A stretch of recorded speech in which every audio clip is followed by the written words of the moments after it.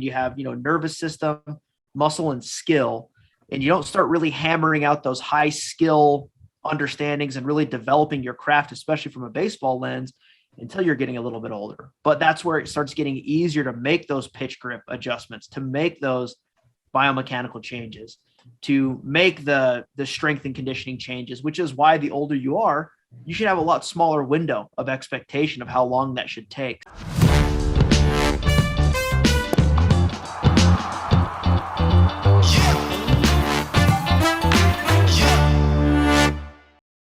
Hey, this is More Than Velocity with Jordan Oseguera, Ryan Croton, and I am Bart Pear. And today we're going to go through the what, why, and how of baseball player development plans. I'm just going to jump right into it. Jordan, I know this is something you've got a lot of experience with and take on. So let's get going, starting with what a player development plan is, or at least should be. For sure. Obviously, it's very multi-dimensional when it comes down to a player development plan.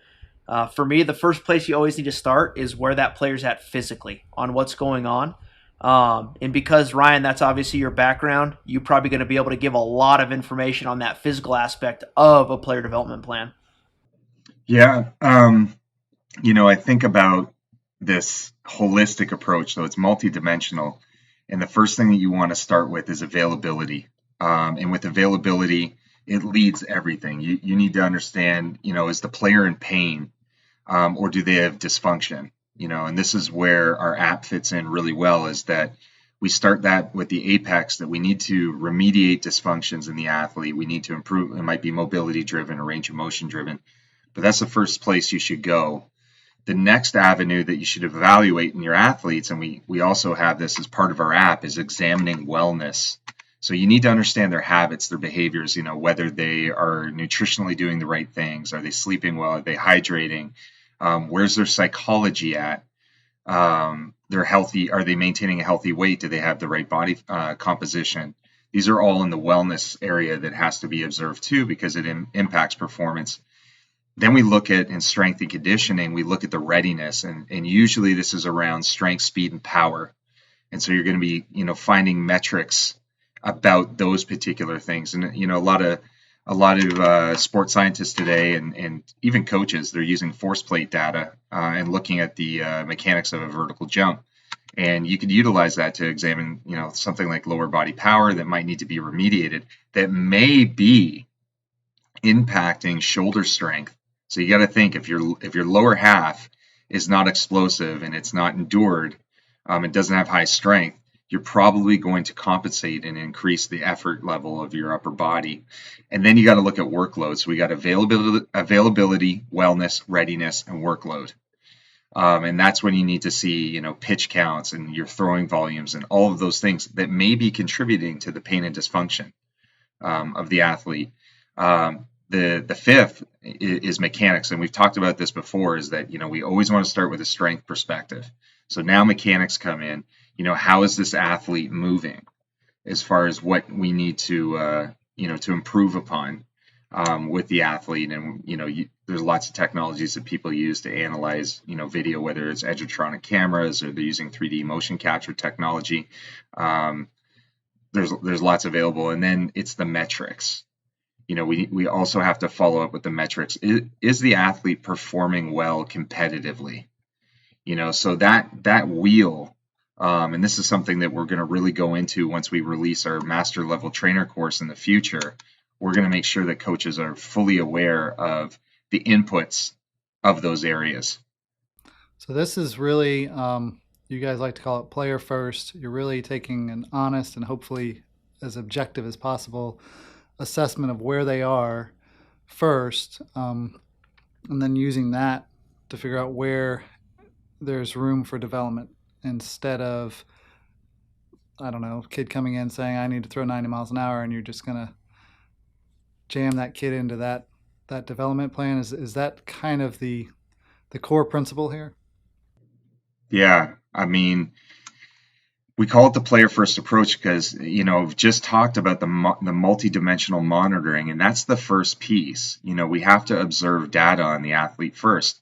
For instance, if an athlete is not showing any pain, not showing any dysfunction, is performing really well, it doesn't make a lot of sense to make changes with that athlete. Especially, there's some athletes that perform above the averages for those leagues. Like, we don't want to do anything that may hold them back and potentially cause an availability problem. So we need to get the monitoring strategies objective as possible. And then, the next wing is communication. So there's observation, communication, and this is where coach and player communicates, and this is where coach and coach communicates, and coach and administration, of your player development staff, if you're in pro ball. Those discussions have to happen based on this data so that they can understand to derive a plan. And then the third step is the implementation. So you got observation, communication, implementation is where you need to figure out how you're going to roll out the appropriate plan. And then the fourth stage, which is critical, is the evaluation. You have to give yourself some kind of time frame for which you go back and evaluate. And I think I'll roll it over to Jordan, because we've had lots of discussions on evaluation and what kind of time should be taken in terms of understanding, if something's working or not. To put a little more depth onto that as well, is I just like to say it, from the coaching standpoint, we have a what, a why, and a how, and then we have to evaluate, just like you were saying, of what we're doing. So to give an example of it, the what would be, a lot of times coaches want to change a stride angle. They think the stride angle's off, and that's where the what, we filter that through the physical standpoint. So all of a sudden, if we find out a guy has really tight hips, or if we find out that his hips are inverted or everted, he may be striding naturally based on what he's doing. So let's say that this guy's stride angle has changed, and we want to get it back to where he was. So what? We want to get his stride angle back to where it was. Why? Because we've seen a regression in his kinematic sequence, and we believe it's because he's changed his stride angle. The how are we going to do it? That's where we put out the drills or conditioning procedures or modalities to get him back to where we think he needs to be. And then the most important aspect, just like you said, we got to evaluate. Even if we get this guy moving or changed back to what we believe is optimum, but he's, lessened his strike percentage, he's lowered his swing and miss, and he has, increased his pitches per inning by 5 pitches per inning, we're probably not doing this player anything positive. We're doing him a disservice more than anything. So we really need to evaluate the changes we're making, because even though we're coaches, we're not always going to be right. Even doctors are not always going to be right on what it is they're evaluating, and doctors have that built into where they need to keep adjusting and pivoting when something's not working. So just because you're a professional and a leader in your field doesn't mean that you're always going to be right. And that's a big thing, is you have to evaluate what you're doing, why you're going to do it, how it's going to be done, and then most importantly, what are the results I'm getting? Because, not every time, but a lot of the time, it's not the result we're planning on. And I think it's really important to have very clear, specific goals of what the outcome of your prescribed change is going to be. Just to give a real short example, if you say I'm prescribing A because my what, why, and how, my expected result is we're going to increase velocity by at least a half mile an hour, as well as increase swing and miss percent by 3% increase. If you're not attacking those goals, you're probably not getting the right prescription in place. So does this vary? I would assume it doesn't vary depending on the level, the age. If you're working with a player who's 12 years old, maybe it's not as easy to measure, evaluate objectively at the end that your change is positive. Plus those players their bodies are changing all the time as well. So where does that kind of monkey wrench go into that level? I mean, obviously you're dealing with 24-year-old or whatever, it's a little different, but when you're dealing with a kid who's growing, how do you take that into account with these player development plans? I mean, for me, so, we've come at it from a professional model, and we've had a lot of discussion in terms of what happens in amateurs, youth and adolescents primarily. You need to give them a little bit of time in which you make your determination when something's wrong. Obviously, when pain and dysfunction come up, you got to attack that right away. But if you're seeing poor performance, no pain and dysfunction, you need to give the athlete, I would say about a good month. If it's a starting pitcher, it would give them 4 outings for you to really determine, what needs to potentially change about the athlete to improve performance. But we talk about in the professional world, there's a sense of urgency. So anybody's definition of a great coach can be one thing or another, but mine is the great coach is able to affect change in a positive manner as fast as possible. There is an urgency about it. So in professional baseball, typically you would use 2 outings, or 2 times that a pitcher, makes an appearance to determine, is this guy not performing well? And you couple this with pain and dysfunction, also having this two consecutive issues. A guy might have had a 10-day IL stint, he's good for a couple weeks and he goes back on the shelf for the same problem. You need to get in there and make those necessary changes. And when you get to the evaluation process for these athletes, this is where it gets challenging. You could have a lot of different conversations, and we did in professional baseball, between coaches, and they are not really aware of what's a suitable amount of time to allocate to a performance approach. Some coaches said, you know what, if we give them a bunch of drills in their drill package, we expect to have performance improved in a year. And then there are other coaches that would look at this and be like, man, it takes a year for this pitcher to be able to improve, or a hitter even, to be able to improve their performance. It's going to take a year. To me, in the professional world, that's not really feasible, because if the athlete isn't performing well over the year, there's a good chance he's going to get demoted and he's going to be released. So we need to do something more urgent for them. But when it comes to an adolescent athlete, it may take a year because you are, training them and they're developing strength. We've also talked about this strength first approach to things. Training an athlete that doesn't have a suitable training age, it could take a little while for you to see the impacts of the programming. Yeah, the younger a player is, the more time is going to play a factor. And as a player gets older, obviously that time window gets a lot shorter of what is expected to have a result. Younger players, you were referencing the 11-year-olds, 12-year-olds, things like that. Their bodies are so different every day because they're continually changing. They're growing, bone lengths, muscle, like everything's new. Every day they wake up, it's just a borderline a brand new human being every day. But once you start getting into that college age, if you go in and you talk to, whatever school it is, you tell that head coach it's going to take 12 months from today to get our Friday starter back on track. That ain't going to do it. You don't have time for that. It needs to be a shorter window to see a positive change. And then you get into, the major leagues. It can't be a 12-month period for this change to affect because, at the major league level, now you're talking the millions of dollars that you're costing per bad outing when it comes down to it, of what's being invested, not just in players, but in all the other resources that go into it. So at the high school level, things like that, the reason those changes should be taking a little more time, like Ryan said, probably more than 80, maybe 85% or more of those are going to be strength-based issues for why there's inconsistency. But as you start getting older, your strength bases kind of start leveling out. Am I right on that, Ryan? Your strength is going to kind of level out as you get older?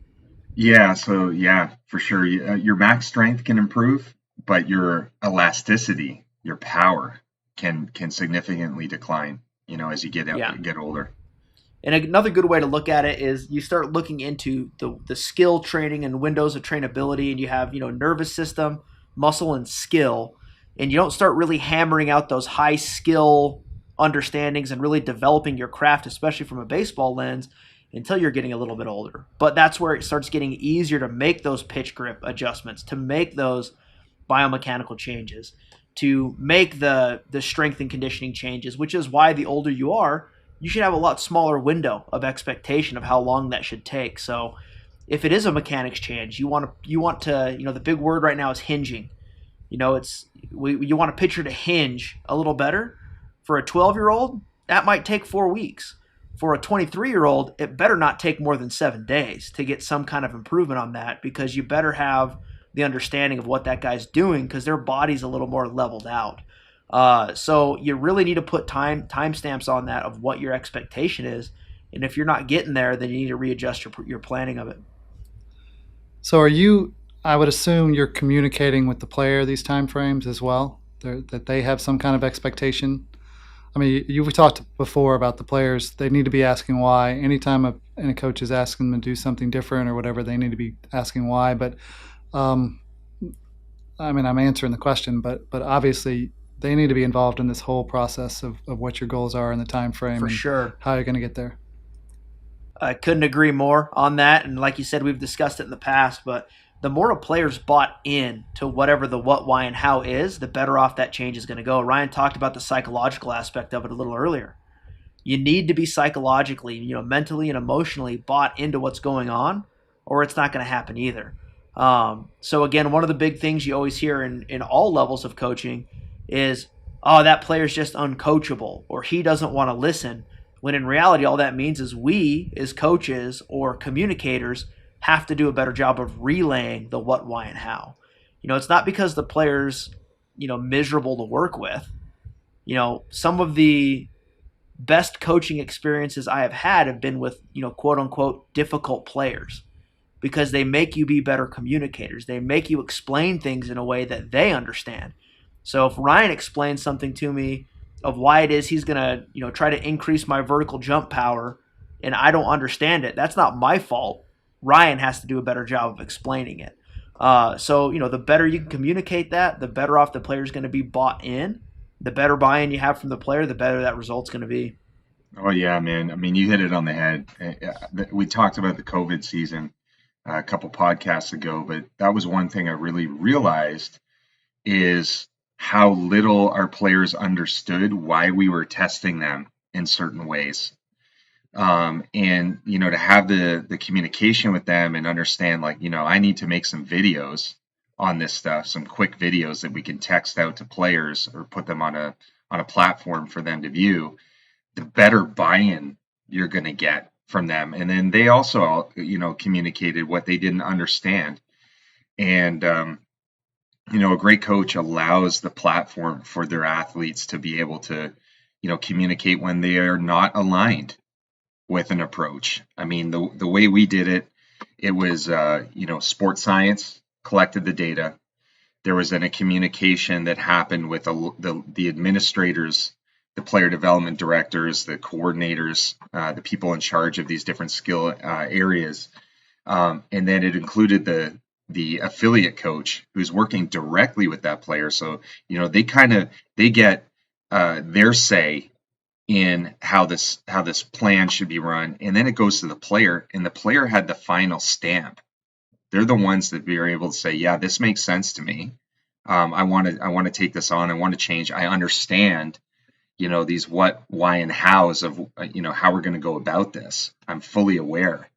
Then we initiated them. There was all those different layers. If it gets dispelled from the coach, and if you're a coach that you don't believe you're a consultant and you think that you're the be all and end all of coaching, you got a problem, because your players are going to get turned off. You need to have that two-way communication and say, hey, I'm a resource for you.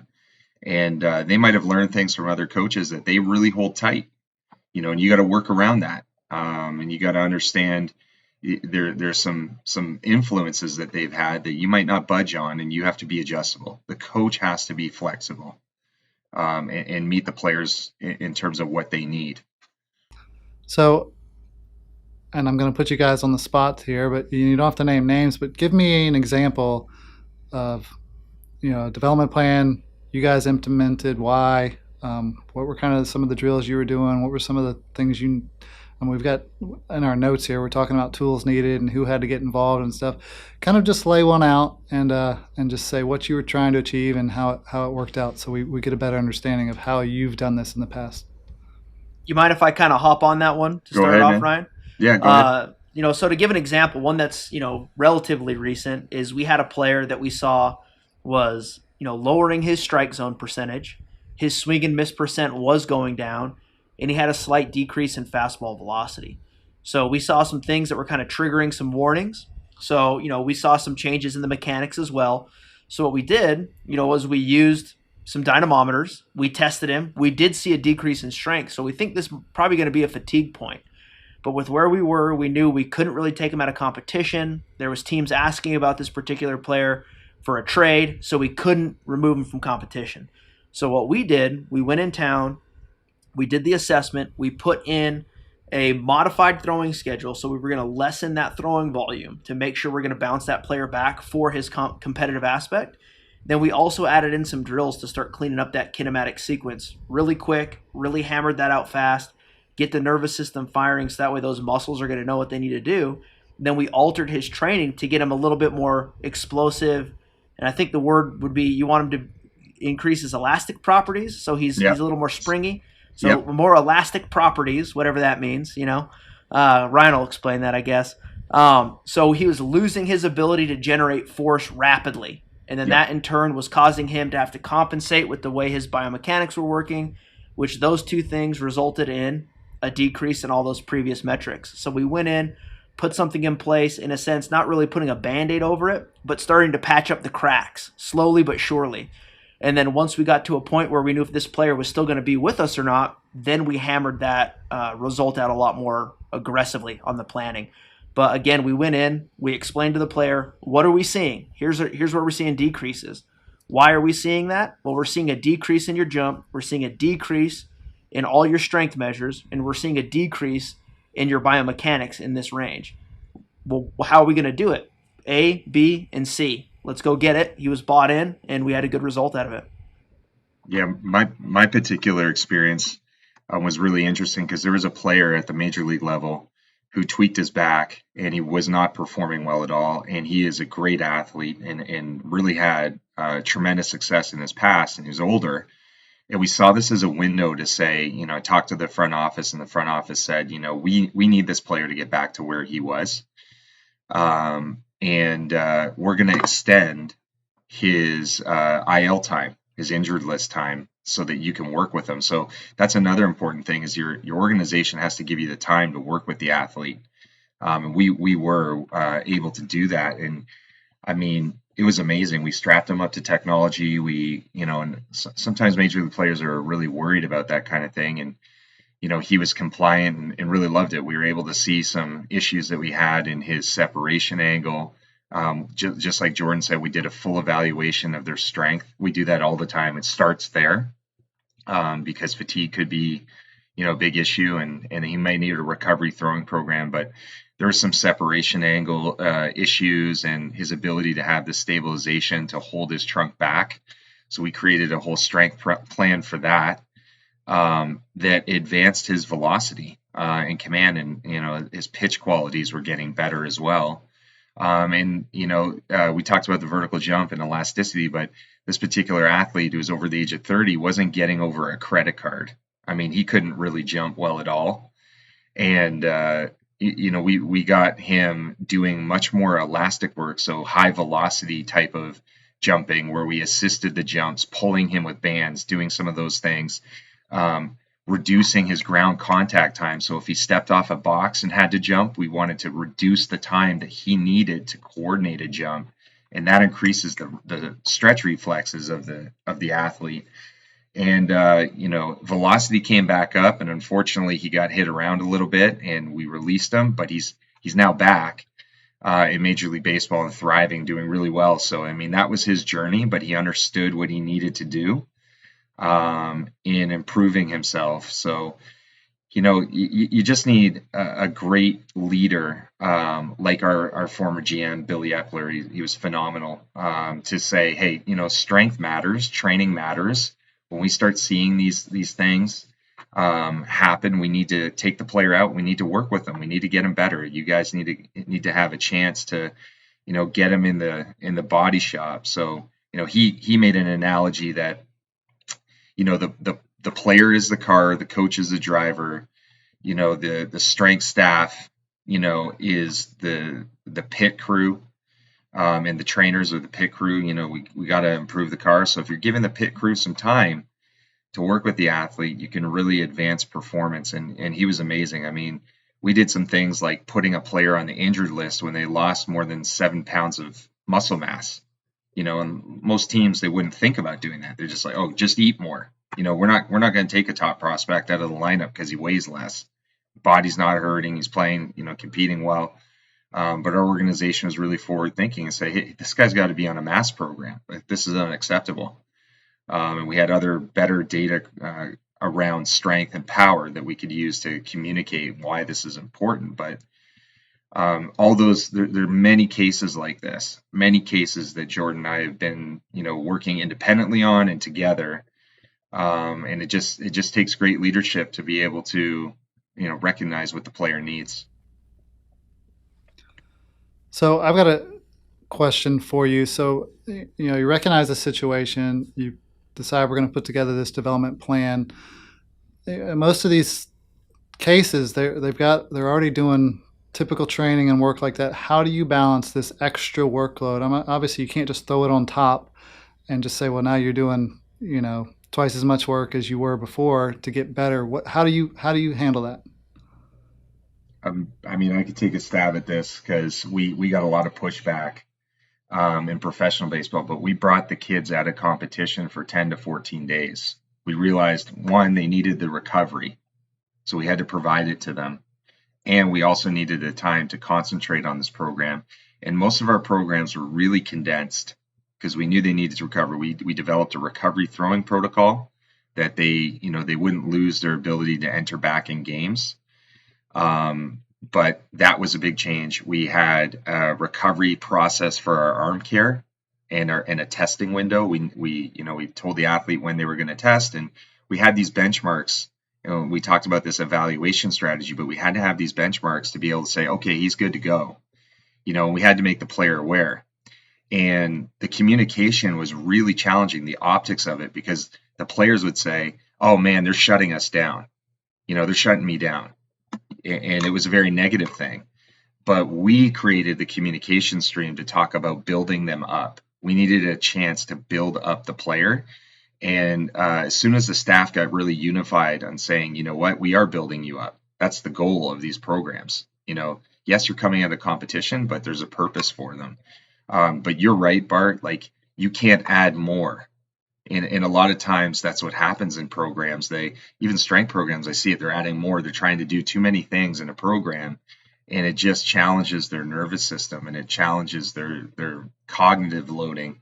Makes the athletes just psychologically fatigued. So, you need to have some give and take there. Yeah, and when you say you were taking them out of competition, just to give some clarity on that, they're still doing live VPs, they're still throwing bullpens.